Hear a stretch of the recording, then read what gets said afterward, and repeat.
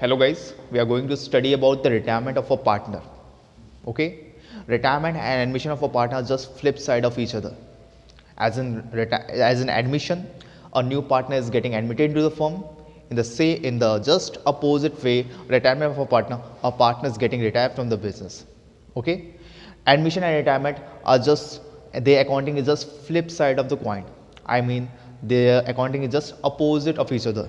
Okay, जैसे कि हम एडमिशन में एक नया पार्टनर फर्म में एडमिशन लेता था, ओके, और वो नया शेयर पाने के लिए फर्म में नए हिस्सेदारी पाने के लिए फर्म में आता था, और जो ओल्ड पार्टनर्स थे अपना शेयर उसमें से सेक्रीफाइस करते थे. वही रिटायरिंग ऑफ अ पार्टनर में क्या होता है कि रिटायरिंग पार्टनर अपना शेयर सेक्रीफाइस करके जाता है, वहीं रिमेनिंग पार्टनर्स गेन करते हैं. Okay, admission of a partner में हमने सेक्रीफाइसिंग रेशियो कैलकुलेट करना सीखा था, वहीं रिटायरिंग ऑफ अ पार्टनर में हम लोग को गेनिंग रेशियो कैलकुलेट करना सीखना पड़ेगा. Okay, with the help of gaining ratio we will calculate the new profit sharing ratio. Okay, see बेटा, XYZ पार्टनर्स हैं, 40%, 30%, 30% प्रॉफिट और लॉस शेयर करते हैं.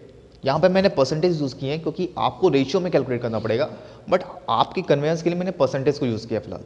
ठीक है, क्योंकि ratio a bit difficult for you, but percentage is much easier for you. Okay, so for example, Z is retiring from the business.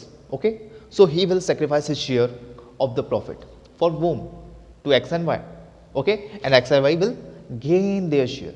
Okay, for example, Z sacrifices 15% for X and 15% for Y. Okay,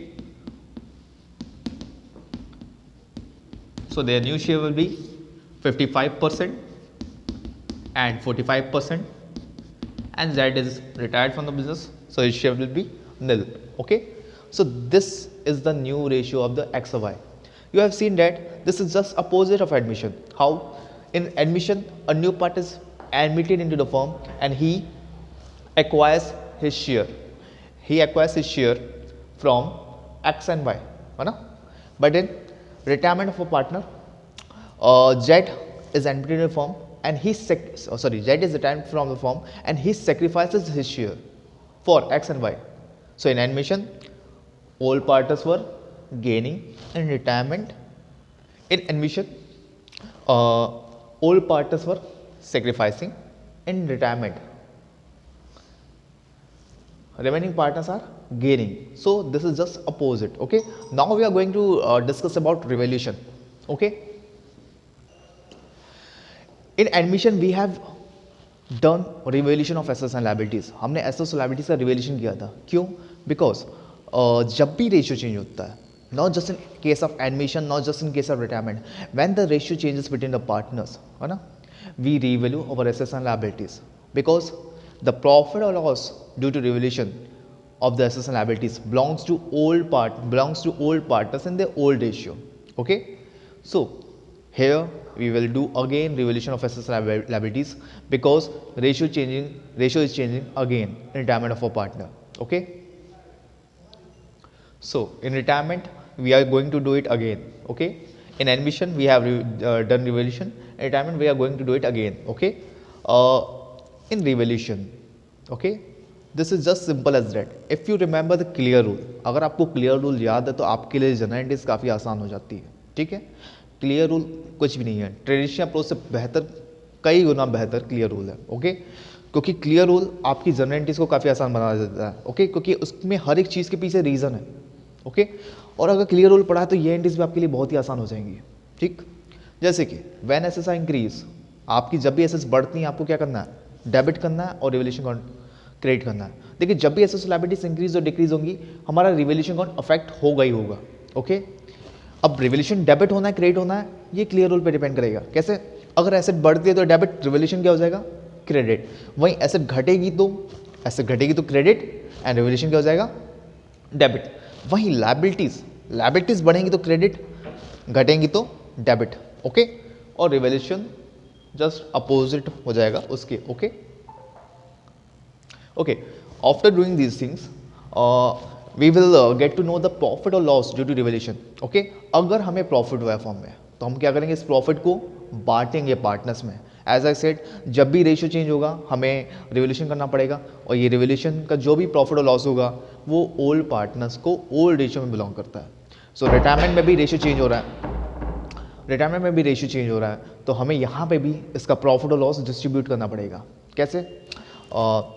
इसकी वजह से जैसे जो भी profit हुआ, देखिए जब भी कैपिटल बढ़ेगी, बहुत ही सिंपल ये पॉइंट नोट करके रख लीजिए, whenever the capital increases it will be credited, okay, according to clear rule. या जब भी कुछ पार्टनर्स को मिलेगा, उनकी कैपिटल बढ़ेगी, उनकी कैपिटल को क्या करना है, आपको एंट्री में क्रेडिट करना है, ठीक है, आपको उनकी एंट्री में क्रेडिट करना है, ठीक। और जब भी उनकी कैपिटल घटेगी या जब भी कुछ पार्टनर्स को फर्म को देना है, तो उनकी कैपिटल घटेगी और उनकी कैपिटल को हमें डेबिट करना है। यहाँ पे रिवोल्यूशन का प्रॉफिट हुआ तो पार्टनर्स की कैपिटल बढ़ेगी, तो हमें एक एंट्री पास करनी है प्रॉफिट की, revaluation on debit to partners capital account. Retirement के केस में to all partners capital account, okay. और लॉस होगा तो पार्टनर्स की कैपिटल कम होगी, और जब भी पार्टनर्स की कैपिटल कम होगी तो all partners capital account debit to revaluation account. This is simple as that, okay. Revaluation के बाद हमें क्या सीखना है, हमें सीखना है distribution of reserves, accumulated profit and losses, okay. अब देखिए जब भी रेशियो चेंज होगा तो हमें ये सारी चीज़ें कुछ करनी पड़ती हैं, हमें रिजर्व्स, एक्यूमुलेटेड प्रॉफिट और लॉसेस को डिस्ट्रीब्यूट करना पड़ता है। इसके पीछे रीज़न क्या है? पहली बात तो हम लोग रिजर्व क्रिएट क्यों करते हैं? देखिए reserves are created for meeting future uncertainties, future losses. Future में होने वाली लॉसेस के लिए, फ्यूचर में होने वाली अनिश्चितताओं की से बचने के लिए हम लोग क्या करते हैं, रिजर्व्स क्रिएट करते हैं। या अपनी फाइनेंशियल पोजीशन को साउंड बनाने के लिए भी हम लोग रिजर्व क्रिएट करते हैं, ठीक है। देखिए फॉर एग्जांपल एक फर्म को प्रॉफिट हो 15,000 का और उसने 3,000 का रिजर्व क्रिएट किया, ठीक। इस रिजर्व क्रिएट करने की वजह से कंपनी का प्रॉफिट अब कितना बचा, 12,000। यही प्रॉफिट हम लोग क्या करेंगे, पार्टनर्स में बांटेंगे। मान लीजिए कि ABC पार्टनर्स हैं, 1:1:1 में हम लोग ने बांट लिया। अच्छा, इस रिजर्व क्रिएट करने की वजह से पार्टनर्स को प्रॉफिट कम हो रहा है कि नहीं हो रहा है? अगर ये रिजर्व क्रिएट नहीं किया जाता तो यही प्रॉफिट पार्टनर्स को कितना मिलता, 5,000 5,000 5,000। बट इस रिजर्व क्रिएट करने की वजह से प्रॉफिट हमारा क्या हो जा रहा है, फर्म को, पार्टनर्स को कम मिल रहा है, ठीक है। अब देखिए अब रेशियो चेंज हो रहा है, now a partner is getting retired from the business. For example C is retiring from the business, ठीक है। C रिटायर होगा तो फिर क्या होगा, ये जो रिजर्व है इसको बांट दिया जाएगा। क्यों? क्योंकि ये रिजर्व जो है हम C को और A और B को बांट देंगे। ये रिजर्व जितना A और B को बिलोंग करता है उतना ही C को बिलोंग करता है, ओके। क्योंकि C ने भी अपना कंट्रीब्यूशन दिया था रिजर्व क्रिएट करने में, ठीक। अगर C रिटायर हो रहा है तो वो अपना कंट्रीब्यूशन जो भी उसने दिया तो वो लेके जाएगा।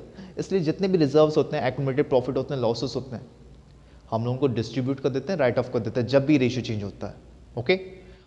बहुत ही सिंपल है। अगर आपको कभी भी बैलेंस शीट में ये आइटम्स मिले, आपको रिजर्व में रिजर्व फंड मिले, प्रॉफिट और लॉस बैलेंस का क्रेडिट बैलेंस मिले, या आपको WCR मिले, या तो आपको IFR मिले, अगर लायबिलिटी साइड में आपको इनमें से कोई भी चीज़ मिल रही है तो ये पार्टनर्स में आप डिस्ट्रीब्यूट कर देंगे, सारे पार्टनर्स में, whenever the ratio changes, okay. In retirement हम लोग ये सारे पार्टनर्स में डिस्ट्रीब्यूट करेंगे। ABC पार्टनर है, C रिटायर हो रहा है तो ये सारे पार्टनर्स में डिस्ट्रीब्यूट होगा, ठीक है। यहाँ पे क्या करना है हमें, अगर एसेट साइड में आपको प्रॉफिट और लॉस मिलता है, एडवर्टीजमेंट सस्पेंस मिलता है, डिफर्ड रेवेन्यू एक्सपेंडिचर मिलता है, ये सब है क्या? देखिए प्रॉफिट और लॉस बैलेंस, ये प्रॉफिट और लॉस है जो कि लॉस हो गया था, ये आपको एसेट साइड में शो करता है, या तो ये आपके लायबिलिटी साइड में के कैपिटल में से लेस होगा, या तो ये आपको एसेट साइड में शो होगा, ठीक, और या तो ये डेबिट बैलेंस करके दिखाएगा। और एडवर्टीजमेंट सस्पेंस अकाउंट ये फिक्सिशियस एसेट्स है, ऐसे एसेट्स जिनकी कोई वैल्यू नहीं होती है बट इनको एसेट्स कंसिडर किया जाता है, ठीक है। जिनको बेचने से कोई वैल्यू रियलाइज नहीं होती, ऐसे एसेट्स को फिक्सिशियस एसेट्स कहते हैं, ठीक है। इसी तरह डिफर्ड रेवेन्यू एक्सपेंडिचर भी है। ये चीज़ें आपको कभी भी बैलेंस शीट में मिलती हैं एसेट साइड में तो आपको सीधे क्या कर देना है, राइट ऑफ कर देना। मतलब पार्टनर्स की कैपिटल कम कर दोगे, पार्टनर्स की कैपिटल कम होगी तो डेबिट, ठीक है, और ये सारी चीज़ें क्रेडिट। वही रिजर्व्स और जो हम लोग ने वो देखा था, हमें क्या कर देना है, रिजर्व जब भी बांटेंगे तो पार्टनर्स की कैपिटल क्या होगी, बढ़ेगी, इसलिए मैंने वहाँ पे क्रेडिट किया था, यहाँ पे पार्टनर्स की कैपिटल घट रही तो जस्ट डेबिट, ओके।